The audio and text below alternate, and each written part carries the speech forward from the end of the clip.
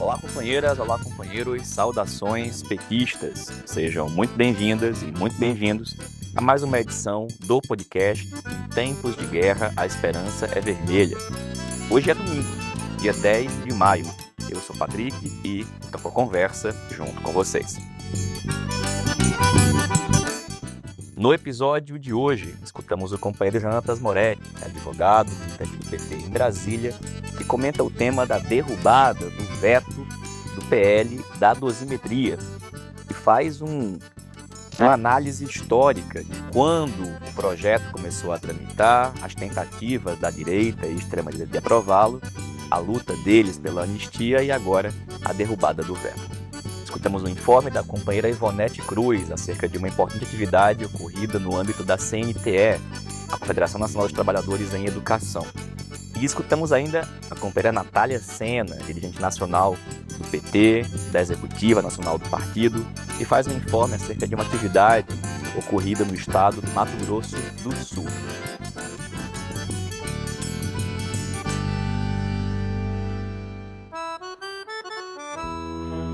Pessoal, a gente começa a edição de hoje falando sobre a derrubada do veto do PL da dosimetria.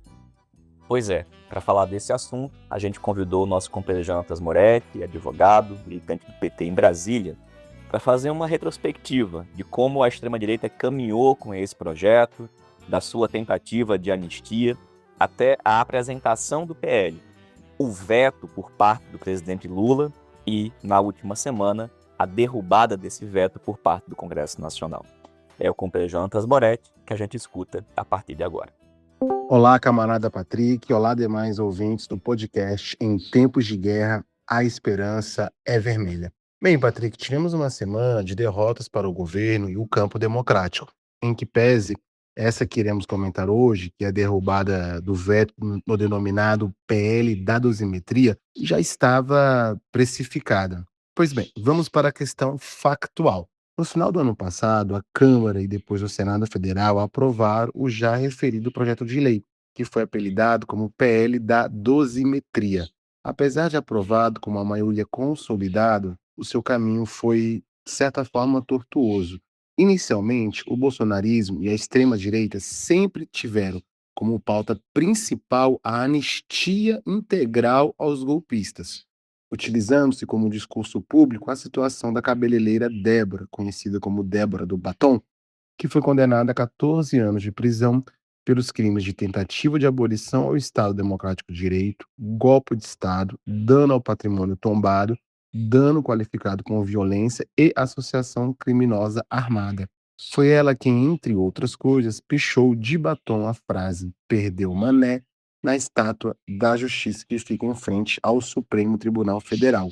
No início de 2025, na eleição de Hugo Motto para a presidência da Câmara, onde tanto o PT como o PL votaram em Hugo, os bolsonaristas alegam que no acordo para a eleição do parlamentar e da mesa contava com a colocação, no mínimo colocação em pauta, do projeto de anistia integral.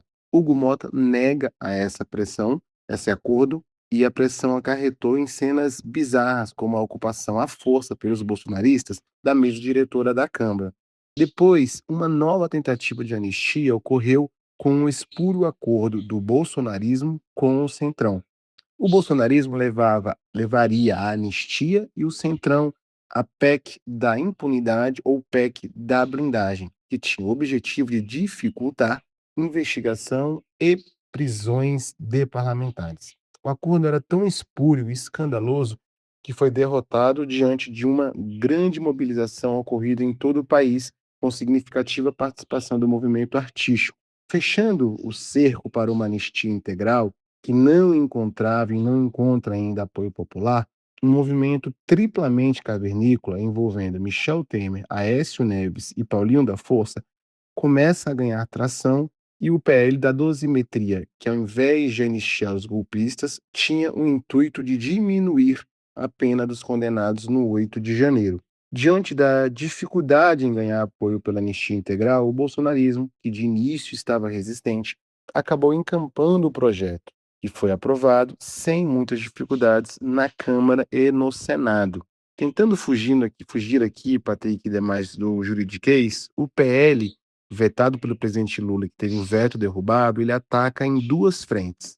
A primeira, considerando que a maioria dos golpistas foram condenados tanto pelo crime de tentativa de abolição ao Estado Democrático de Direito, como também pelo crime de golpe de Estado, o PL determina que essas penas não sejam somadas, e sim aplicando-se a pena do crime mais gravoso, com pena mais alta, com um aumento de pena de um sexto até a metade, conforme decisão fundamentada do juiz.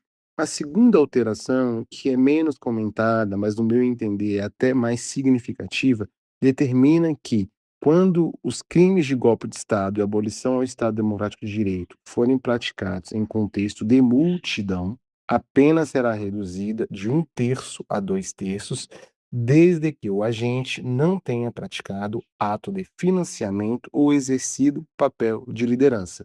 Ou seja, essa parte seria mais direcionada à base do movimento golpista. Apesar do veto publicizado no dia 8 de janeiro de 2026, em ato comemorativo, em alusão a 3 anos de tentativa do golpe do 8 de janeiro, o governo tratava o tema como derrota certa e não fez grandes esforços para evitá-lo. De fato, no atual contexto, me parece que seria improvável evitar a derrubada do veto, mas a forma como tudo se deu em um movimento amorfo e sem questionamentos no Congresso e na sociedade, confesso que me incomoda um pouco. O STF nitidamente pesou a mão em algumas condenações, em especial da base do movimento, o que ajudou na construção da narrativa que derrubou o veto. Mas não é só isso. Vai se criando um ambiente de normalidade muito preocupante. Parte da imprensa não fala mais em golpe, fala em atos extremistas, não fala mais em golpistas, mas em condenados do 8 de janeiro. Não à toa permite-se uma narrativa do Flávio Bolsonaro de se colocar no pleito como moderado ou como um candidato normal e democrático, e não um extremista que sempre soube da tentativa de golpe e nunca se opôs. Em síntese, Patrick, sou da opinião que a pauta da tentativa de golpe ocorrida em 2022 e 2023 não pode perder centralidade, assim como os agentes políticos que a defenderam e continuam defendendo não podem participar da política democrática sem questionamento e constrangimento. Não podemos esquecer da tentativa de golpe que por muito pouco evitamos. Valeu, Moretti. Obrigado, companheiro.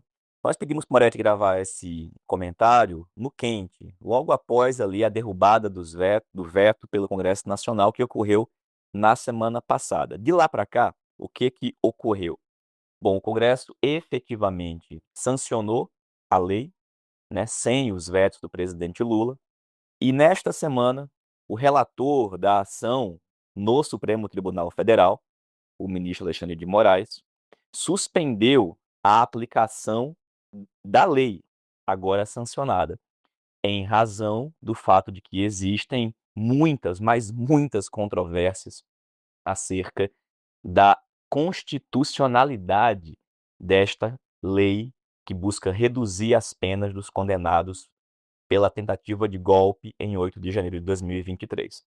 Portanto, nesse domingo, 10 de maio, mesmo tendo sido sancionada, a lei não está sendo aplicada. Inclusive, nessa semana, o próprio ministro Alexandre de Moraes não concedeu o pedido feito pelo advogado da cabeleireira Débora acerca da aplicação, da suspensão da lei, da aplicação da lei no seu caso concreto. O STF, portanto, vai avaliar a constitucionalidade dessa lei, bem como diversos outros pedidos feitos por partidos políticos e por partes interessadas. O fato é que, como Moretti bem destacou, a derrubada do veto, mesmo estando precificada, foi uma derrota para o governo na esteira da não aprovação de Jorge Messias para o Supremo Tribunal Federal.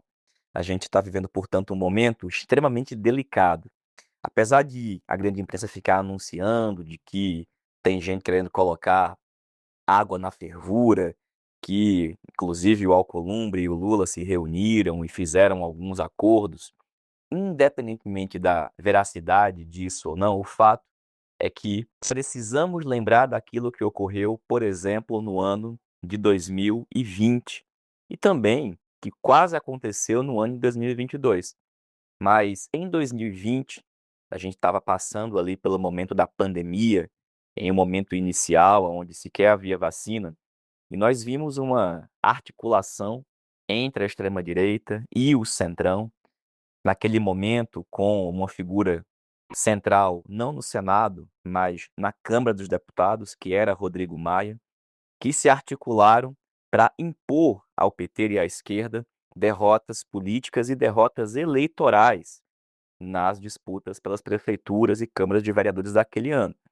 Vamos lembrar, a extrema-direita e o centrão se articularam para, em ações como essa, impondo derrotas institucionais, derrotas no âmbito do Congresso Nacional, derrotas, inclusive na disputa ideológica, as forças democráticas e de esquerda pavimentaram o caminho para vitórias eleitorais da extrema-direita, da direita e desse centrão que também é direita.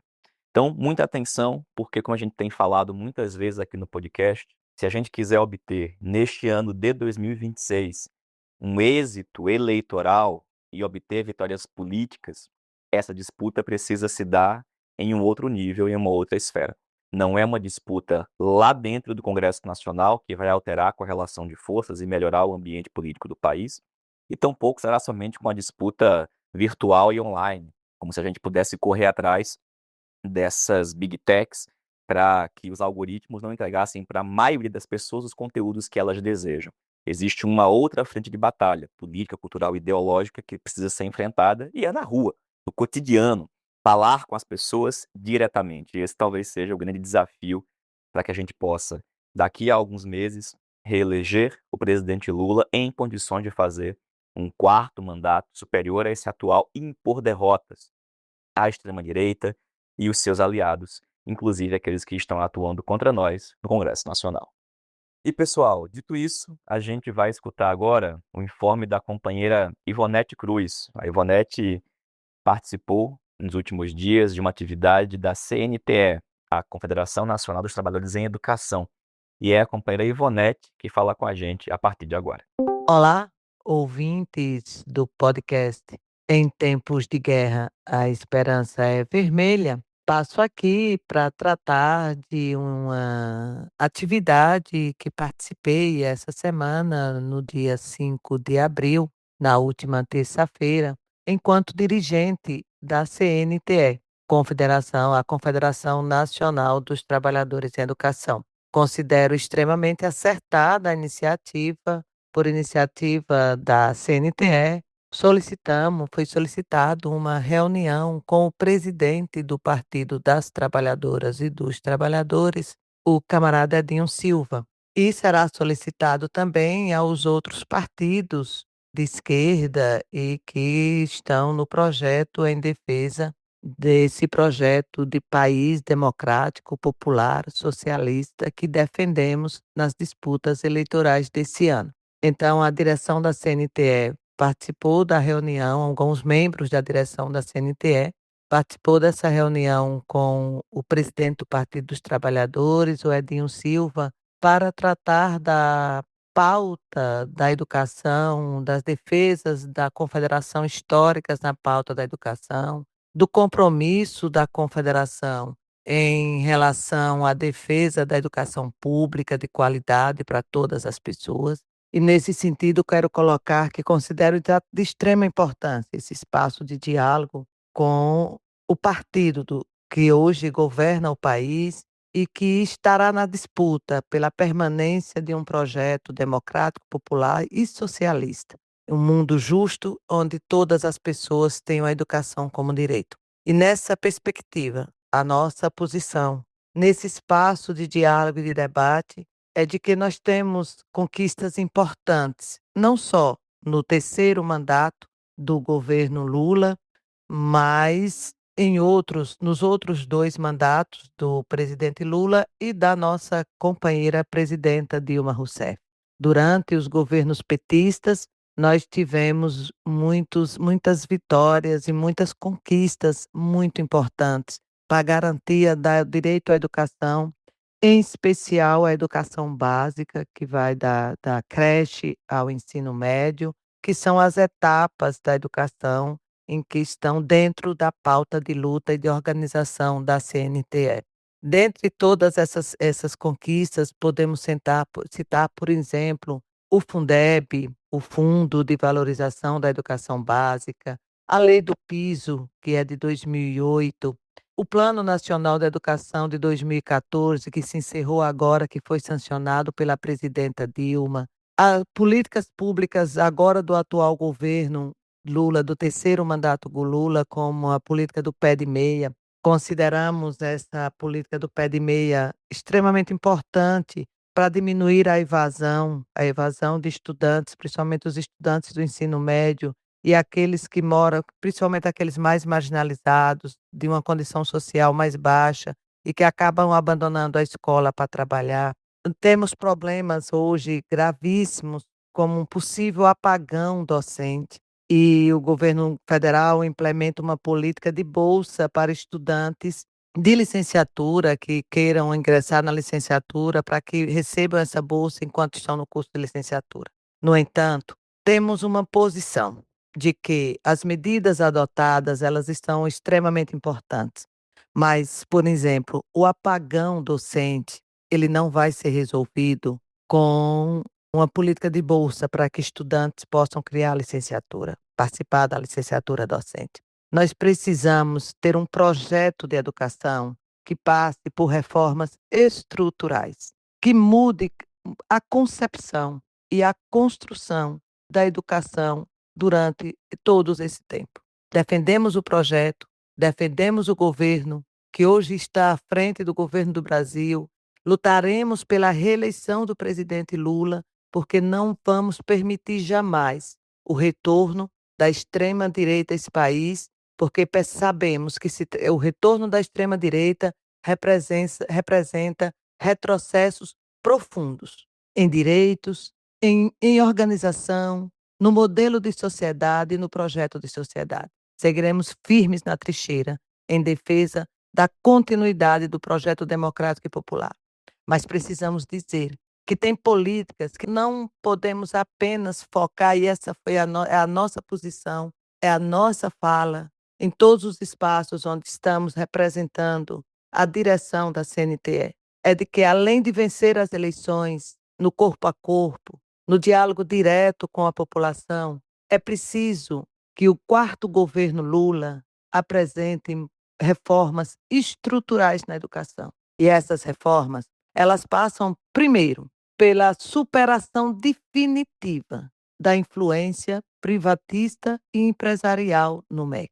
Não podemos admitir que um projeto de educação que defenda a educação pública de qualidade seja capitaneada pelos interesses e pela concepção privatista e empresarial, que trata a educação não como um direito essencial à vida de todas as pessoas, mas como uma mercadoria. E que o lugar de cada pessoa nesse espaço da educação como uma mercadoria está dentro de uma política de ranqueamento de resultados, onde quem adquire bons resultados são premiados e outras escolas ficam renegadas. A total ausência de política pública que garanta o direito à aprendizagem.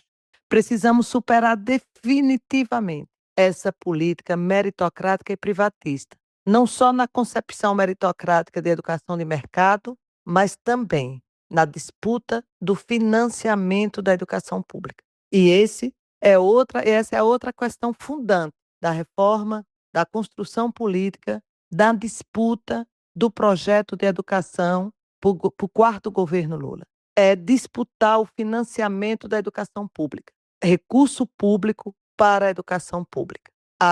O Plano Nacional da Educação, que foi sancionado pela presidenta Dilma em 2014, já apresentava como uma meta do financiamento para atender os insumos, as questões indispensáveis para melhorar a educação, 10% do PIB, do Produto Interno Bruto, dos recursos para a educação pública. Nós não conseguimos. Nós chegamos em 2026 e agora, no mês de abril, o presidente Lula sancionou o novo Plano Nacional da Educação. E lá está novamente reeditada a meta dos 10% do PIB para a educação. Então, Ou nós focamos muito, o nosso governo foca em que mais financiamento para a educação pública, para garantir que haja condições de trabalho com dignidade, escolas estruturadas, todas as escolas estruturadas, para atender a demanda, para atender a qualidade do ensino. Alimentação e transporte de qualidade para todos os estudantes, independente do lugar onde eles estejam. Jornada de trabalho que permita aos trabalhadores em educação condições de trabalhar, porque hoje nós vivemos jornadas extenuantes. E uma remuneração condigna. É preciso garantir piso e carreira para os trabalhadores em educação, para que tenham uma remuneração que de fato lhes possibilite ter condições de trabalhar e de garantir a aprendizagem. E tratando apenas desses aspectos, uma educação que garanta condições estruturais, que garanta alimentação de qualidade, transporte de qualidade, jornada digna, valorização com remuneração digna. Para atingirmos isso, para garantir de fato a educação de qualidade, é preciso que a política de financiamento, de atingir os 10% do PIB, de recurso público para a educação pública, daí a grande disputa com as empresas privadas.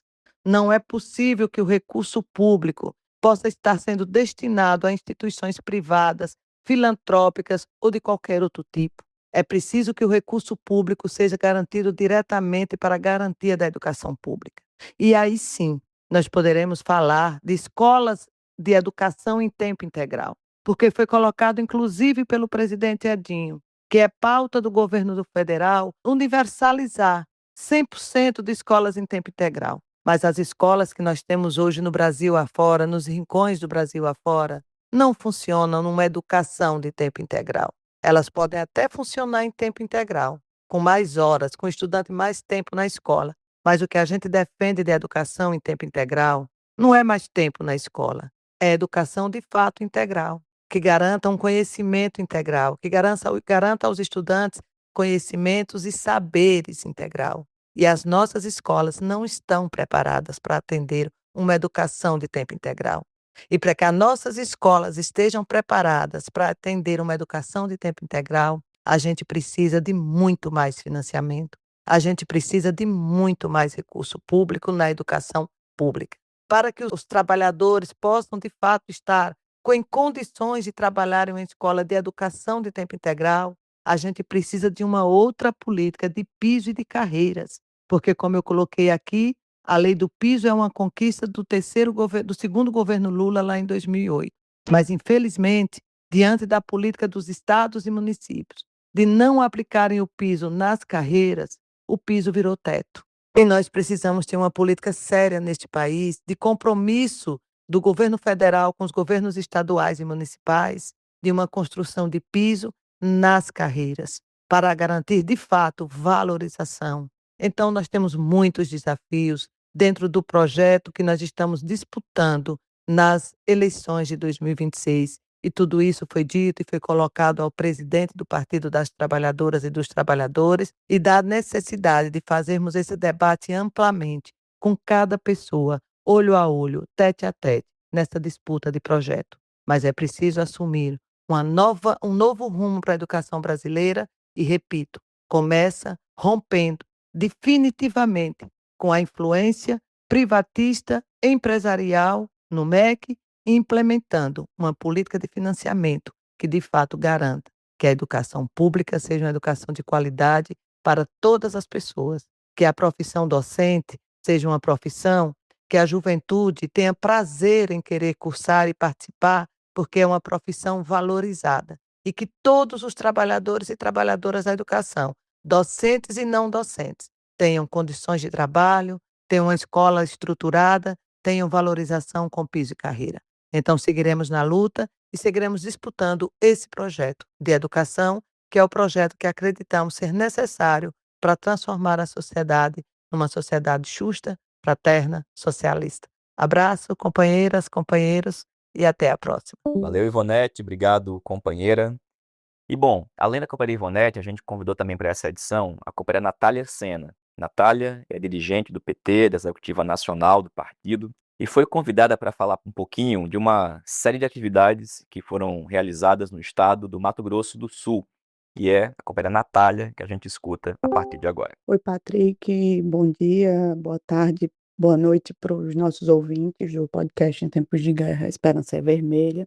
Vou falar um pouquinho sobre uma agenda que a gente fez, né, a Direção Nacional da Articulação de Esquerda, nessa última semana, entre os dias 4 e 7 de maio, no Mato Grosso do Sul, mais especificamente na cidade de Dourado. Tivemos lá eu, Natália Sena e o companheiro Walter Pomar, em nome da Direção Nacional da Articulação de Esquerda, para ajudar na organização e no planejamento e no debate programático, político, organizativo das nossas campanhas a deputado federal e a deputada estadual no Mato Grosso do Sul. No Mato Grosso do Sul, nós vamos ter a candidatura do companheiro Elias Ixi, vereador da cidade de Dourados, atualmente primeiro suplente na chapa do PT, da federação, de deputado federal, e que será novamente candidato esse ano a deputado federal. E temos a companheira que está no mandato de deputado estadual, a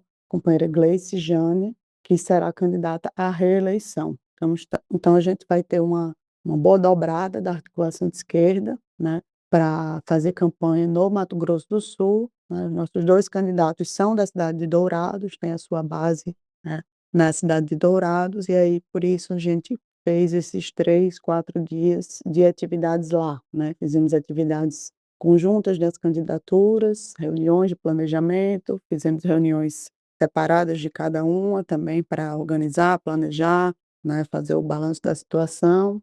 Fizemos reuniões abertas ao PT, à militância da cidade, à militância mais regional. Também participamos de uma atividade na Câmara Municipal de Dourados, promovida pelo vereador Elias, pelo vereador Franklin, que também é vereador do PT em Dourados, e pela companheira Gleice, deputada estadual, em homenagem aos dirigentes sindicais, né, pela passagem aí do 1º de maio, uma atividade muito legal, muito mobilizada, contou com a presença de mais de 200 dirigentes sindicais que foram homenageados aí pela Câmara Municipal de Dourados em relação ao 1º de maio, né, e o companheiro Walter fez uma fala muito interessante sobre a história do 1º de maio e da luta da classe trabalhadora de forma geral. Então essa agenda foi muito importante, né, consideramos que foi muito produtiva, uma agenda bem exitosa. No Mato Grosso do Sul, a situação